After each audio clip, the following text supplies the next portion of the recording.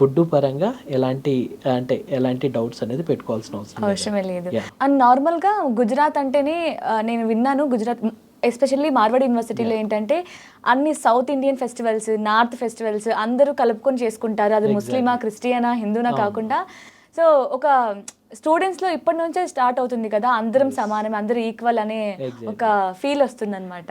So Marwadi యూనివర్సిటీస్లో ఇలాంటి festivals every month అంటే ఇలాగ జరుగుతూనే ఉంటాయి. దీంతో పాటుగా అంటే యూనివర్సిటీ అనేది ఆల్మోస్ట్ మల్టీ డిసిప్లినరీ కల్చర్ ఉంది కాబట్టి, మల్టీ స్టేట్ స్టూడెంట్స్ ఉన్నారు కాబట్టి, ఈవెన్ కేరళ స్టూడెంట్స్ ఉన్నారు, కర్ణాటక స్టూడెంట్స్ ఉన్నారు, ఆంధ్ర తెలంగాణ స్టూడెంట్స్ ఉన్నారు, బీహార్ స్టూడెంట్స్ ఉన్నారు. అంటే each and every state festivals అంటే ఇఫ్ సపోజ్ మన ఆంధ్ర అంటే మనకు సంక్రాంతి, ఉగాది, దసరా అంటే ఇలాంటి ఫెస్టివల్స్ ని కూడా సెలబ్రేట్ చేస్తాం.